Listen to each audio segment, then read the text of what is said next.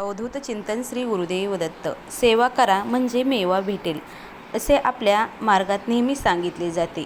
सेवा म्हणजे काय? तर सेवा म्हणजे फक्त स्वामींची सेवा नाही, तर सेवा म्हणजे कोणाचेही भले होईल असे कोणतेही काम करणे. जसे की एखाद्याला मदत करणे, दुःखात त्याला साथ देणे, त्याला योग्य मार्ग दाखवणे, त्याच्याशी प्रेमाने वागणे, हे सगळं सेवाचंच माध्यम आहे. तर आज आपण आजच्या व्हिडिओमध्ये समजून घेणार आहोत की स्वामी आपल्या भक्ताकडून सेवा का करून घेतात.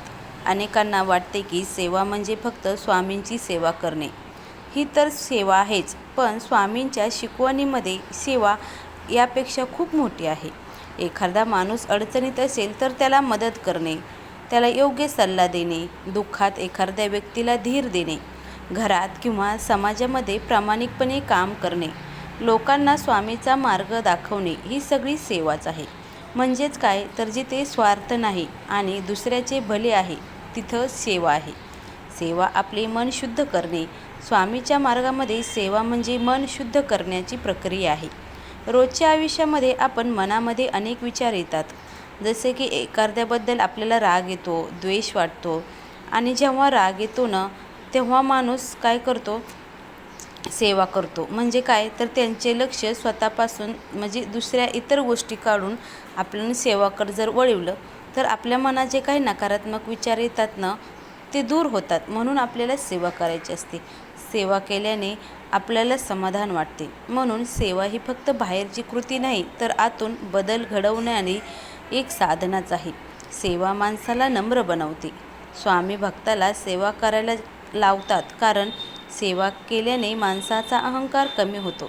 जेव्हा आपण दुसऱ्यासाठी काही करतो तेव्हा हळूहळू मनातील मीपणा कमी होऊ लागतो.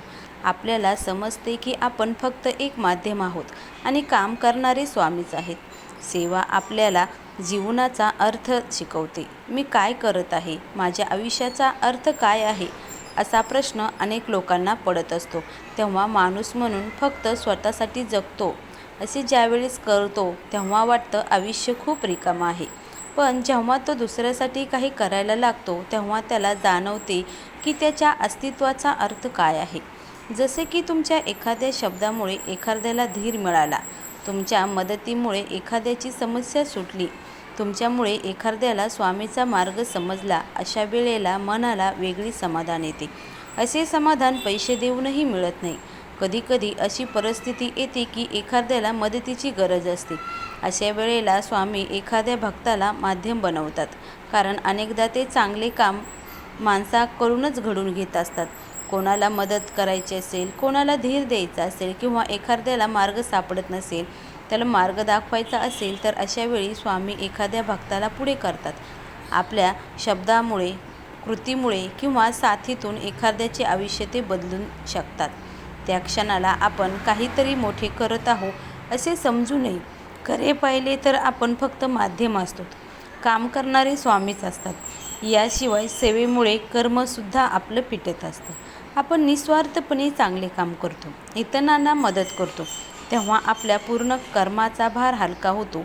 म्हणूनच स्वामी भक्ताकडून सेवा करून घेतात, जेणेकरून इतरांचेही भले होईल आणि भक्ताचेही मन शुद्ध होऊन कर्म त्यांचं फिटेल. आपल्या पूर्वजन्मीचे आणि या जन्मीचे काही पाप हे आपल्यासोबत येत असतात आणि ते आपल्याला संकटात आपल्यामध्ये ते कर्माचे फळ आपल्याला भोगायला लावत असतात. त्यामुळे सेवा हे एक असं प्रकारचे प्रायश्चित्त आहे जे आपल्या संचित कर्मांना भस्म करते. आपण केलेल्या सेवेमुळे आपल्यावर येणारी मोठी संकटे ही तीव्र होण्याऐवजी थोडी हलकी होतात. थोडक्यात काय, तर सेवा ही आपल्याला एक संरक्षक कवचासारखं काम करत असते. सेवा करून घेणे म्हणजे स्वामी आणि भक्त यांच्यामधील संवादच असतो. स्वामी आपल्याला कृतीतून काहीतरी सांगत असतात. ते थेट बोलत नाहीत, पण आपल्याला सेवा करण्याची संधी ते देत असतात. कोणाची मदत करायची हे ते स्वामी वेळ आल्यावर आपल्याला त्याची संधी हे देत असतात. म्हणून योग्य सेवेच्या माध्यमातून स्वामी आपल्याला योग्य वागणे, योग्य कृती शिकवतात. म्हणून सेवा ही स्वामी आणि भक्त यांच्यामधील एक शांत समाधानकारक असते. स्वामी अनेक वेळेला आपल्या भक्तांची परीक्षा घेतात. काही वेळेला ते भक्तांच्या छोट्या छोट्या भक्तांना सेवा देतात. कधी मंदिर साफ करायला लावतात, कधी उपाशी व्यक्तीला अन्न द्यायला लावतात, तर कधी एखाद्या गरजू माणसाची ते मदतसुद्धा करायला लावतात आपल्याला. या छोट्या छोट्या वाटणाऱ्या गोष्टींमधून स्वामी आपल्या भक्तांची भावनाही पाहत असतात. भक्त सेवा करताना मनापासून आनंदाने करतात. त्यांना वाटले की स्वामींनी आपल्या ही संधी दिलेली आहे. पण काही लोक सेवा करताना मनात तक्रार ठेवतात. त्यांना वाटते की आपण एवढे करतो पण आपल्याला काहीच मिळत नाही. अशा वेळेला स्वामी सेवेमधून त्या भक्ताला अजून समज देतात. आपण स्वामीकडे अनेक गोष्टी मागतो, पैसा, आरोग्य, सुख, समाधान, नोकरी. पण स्वामींना भक्ताकडून एकच गोष्ट हवी असते, ती म्हणजे श्रद्धा आणि समर्पण. सेवा ही त्या समर्पणाची खूण असते. जेव्हा भक्त स्वामींच्या नावाने सेवा करतो तेव्हा त्यांच्या आयुष्यामध्ये हळूहळू सकारात्मक बदलही घडायला सुरुवात होतात. आयुष्यातील अडचणी कमी होऊ लागतात, मनामध्ये धैर्य येते आणि परिस्थितीशी लढण्याची ताकद त्याला मिळते. हे सर्व स्वामींच्या कृपेने घडत असते. स्वामींची शिकवण आहे की भक्तांनी नेहमी चांगले कर्म करत राहावे. सेवा हे चांगले कर्म आहे. जेव्हा आपण इतरांच्या भल्यासाठी काही करतो तेव्हा त्याचे पुण्य आपल्याला मिळते आणि हेच पुण्य आपल्याला आयुष्यामध्ये अनेक संकटापासून वाचवत असते. कधी कधी स्वामी एखाद्या भक्ताकडून खूप सेवा करून घेतात. त्यावेळी भक्ताला वाटते की माझ्याच वाटेला इतकं काय येतं, तर त्यामागे स्वामींचा एक हेतू असतो. तो भक्ताला अधिक मजबूत करत असतो, आध्यात्मिकदृष्ट्या तो प्रगत बनवत असतो. म्हणूनच स्वामी सेवा करून घेत असतात, कारण त्या सेवेमुळे भक्ताचा आध्यात्मिक विकास हा होत असतो. सेवा भक्ताला नम्र बनवते आणि त्याचं मन शुद्ध करते, अहंकार नष्ट करते आणि स्वामींच्या मार्गावर त्याला स्थिर ठेवते. स्वामी हे त्याच भक्ताकडून सेवा करून घेतात ज्यांच्या मनामध्ये श्रद्धा, विश्वास आणि स्वामीवर प्रेम असतं. ज्याला सेवा करण्याची संधी मिळते तोच भक्त खूप भाग्यवान मानला जातो. पण स्वामी फक्त शांत आणि नम्र माणसालाच काम देतात असे नाही. कधी कधी ते अहंकारी किंवा हट्टी स्वभावाच्या माणसाला सुद्धा सेवा देतात, कारण त्या सेवेमुळे त्याचा अहंकार कमी व्हावा आणि त्याला खरी जाणीव व्हावी, हा स्वामींचा हेतू असतो. सेवा ही प्रत्येकाला मिळणारी गोष्ट नसते, ती स्वामींची एक प्रकारची कृपा आणि विश्वास असतो. ज्या भक्तावर स्वामींची विशेष कृपा असते त्याला स्वामी सेवा करण्याची संधीही मिळत असते.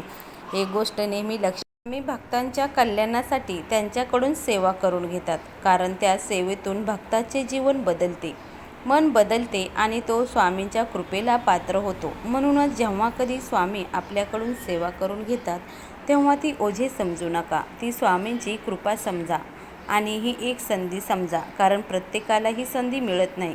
जो भाग्यवान असतात ना त्यांच्याकडून स्वामी सेवा करून घेत असतात. त्यामुळं तुम्हाला कळले असेल की स्वामी भक्तांना सेवा कशी देतात. असे खूप भक्त आहेत, असे खूप सेवेकरी आहेत ज्यांना स्वामी ती सेवा करण्याची संधी देतात.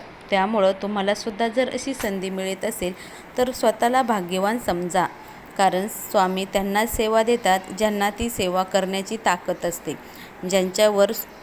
ज्या भक्तांचा स्वामीवर विश्वास असतो, श्रद्धा असते, त्याच भक्तांना स्वामी सेवा करण्याची संधीही देत असतात. म्हणून तुम्ही स्वतःला भाग्यवान समजा, कारण स्वामींनी तुम्हाला ही सेवा करण्याची संधी दिलेली आहे.